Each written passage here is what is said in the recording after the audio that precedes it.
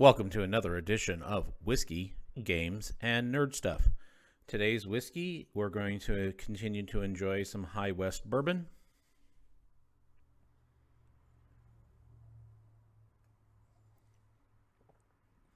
Definitely enjoying this bourbon the more and more I drink it.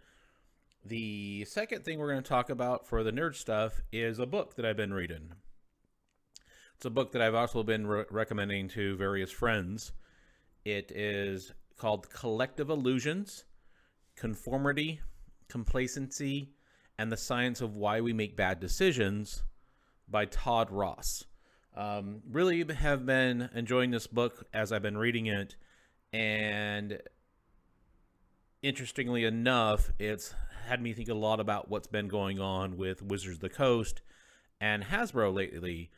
As we all know, there's a lot of controversy with what they've done with Magic 30th Edition and with the Hasbro and Wizards of the Coast with what they're doing with the OGL, the game license. Let me go ahead and read a particular section of this, and I'll give some thoughts about how and why this that made me think about this and actually want to do the video. So there's a section in this book that talks about why we make bad decisions and different things that are going on. So I want to go ahead and read this. It says, anyone who sat around a conference table with a dominating CEO knows that only those of us who are in his or her favor or have a higher risk threshold will dare say anything contradictory. Everyone else busily checks their cell phones under the threat of potential criticism from an authority figure. It's always easiest to just shut up. After all, that's what we're all trained to do as children. But in the corporate world, where peer pressure runs high and speaking truth to power can be tricky, silence is a dangerous norm. In one study of corporate silence, 85% of respondents reported at least one occasion where they felt unable to raise an important concern with their bosses.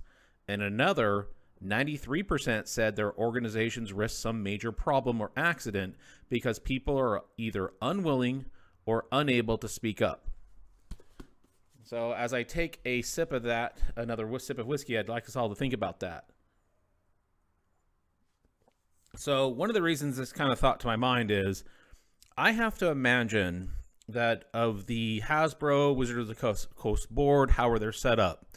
Between all those people and their senior management, I have to imagine that the vast majority of those are far more intelligent than I will be.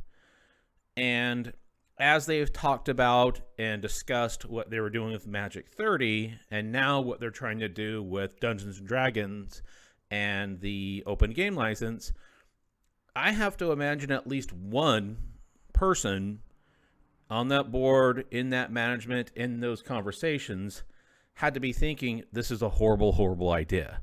I don't know how somebody could have not thought that. And I almost wonder how many people on those boards or in that senior management did think that. Is that why some of these documents were leaked, particular with the D&D and what they were going to want to do with the open game license? So it makes me wonder, and one of the points this book talks about is how often there's people that if you have a group of people and 4 or 5 of you have the same thoughts, but you've got one really vocal person who's, especially if they're in a authoritative role, they wanted to go left and everybody else thinks you should go right.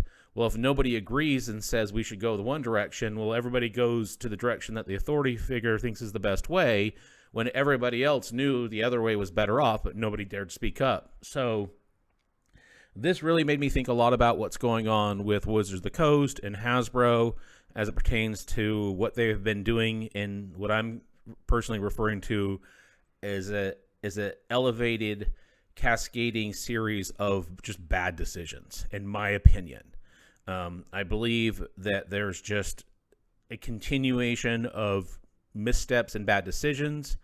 Not sure that I understand the logic of what they're trying to do.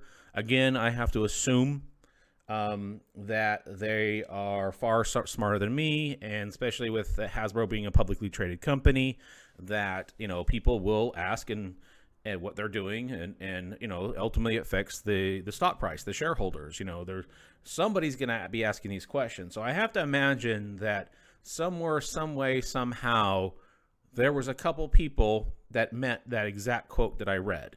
I do enjoy this book. He goes and talks about a lot of what's going on in corporate culture, what's going in our current political climate. It's the first time I've read one of his books. Don't know much about his politics or anything else about him. I just started reading the book, came across it. A lot of good stuff in there. Definitely would recommend it out there. As you've seen, there's a few books I put on here. Definitely worth reading. I wanted to kind of keep this as a quick and short video. Would love to hear what everybody's comments are about what Wizard of the Coast and Hasbro has been doing. Would love to hear if there's any other companies in our nerd space, geek space, that you feel are making other or similar missteps. And, in my opinion, if you're part of any of those organizations, don't fall into that trap or that collective illusion and don't speak up. I have to have a feeling that you're not the only one thinking what you're thinking. And you might find that there may be that opportunity where if you're that lone voice who does speak up and somebody else listens, isn't that the sign of true leadership? Until next time, cheers.